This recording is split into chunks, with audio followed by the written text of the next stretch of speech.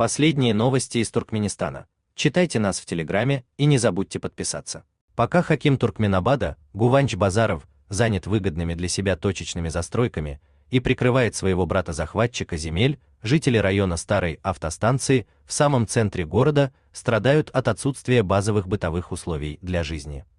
В части жилого района нет канализации, и люди ходят в туалет на улицу, как и 70 лет назад. Днями не вывозится мусор, а детская площадка представляет собой жалкое зрелище в виде двух проржавевших от времени конструкций и нескольких отслуживших свое автомобильных покрышек, наполовину врытых в землю. Кроме того, в ряде микрорайонов, Первом, Гагарин и Химик, началась очередная волна сноса самостроя.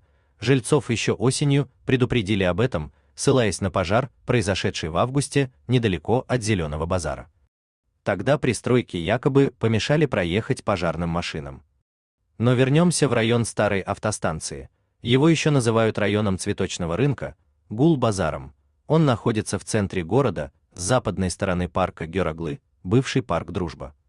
Часть района выходит на один из двух центральных проспектов Туркменабада, имени Ниязова, но со стороны трассы из-за многоэтажных домов не видно, что творится внутри. А внутри все как и 70 лет назад. Туалетные кабины с выгребными ямами внутри и покосившимися дверями, грунт вместо асфальта, превращающийся в непроходимое месиво во время ливней. Кажется, даже детская площадка осталась с тех времен, две ржавые конструкции и несколько автомобильных покрышек, врытых в землю, на которой давно никто не играет. Но самое главное, бытовой мусор может копиться здесь и неделю, и полторы, и городские службы его не вывозят. В летние месяцы с мусорных гор стекает вонючая жижа, а с примешивающейся туалетной вонью воздух становится и вовсе невыносимым, так что жители предпочитают в жару спать с закрытыми окнами. Люди не раз обращались в Хакимлик, но даже проблемы, которые, казалось бы, легко решаемы, все равно не решаются. Мусор коммунальщиками сжигается, отчего воздух становится еще более невыносимым, ведь горят и пластик, и бумага, и старая обувь. Но хаким Туркменабада Гуванч Базаров в эти места не наведывается, не видит его и жители других районов. Очевидно, глава города сильно занят вопросами точечной застройки, от которой обычные люди только страдают, а также защитой своего брата Хуснидина Базарова, новоявленного бая, прибравшего к рукам сотни гектаров плодородной земли в селе Избас на берегу Амударьи. И если одни жители Туркменабада озабочены общей неустроенностью своих микрорайонов, то другие столкнулись с проблемой сноса внешних пристроек к своим квартирам. Это не новая кампания, снос пристроек в Туркменабаде уже происходил, избавлялись и от самостроя, и от огородов, и всякий раз находилась новая причина. На этот раз поводом к сносу называют августовский пожар в жилом доме в районе все того же Зеленого базара, когда самострой якобы помешал проехать пожарным машинам к месту происшествия. Люди недоумевают, почему Хакимлик не мог подождать хотя бы до весны.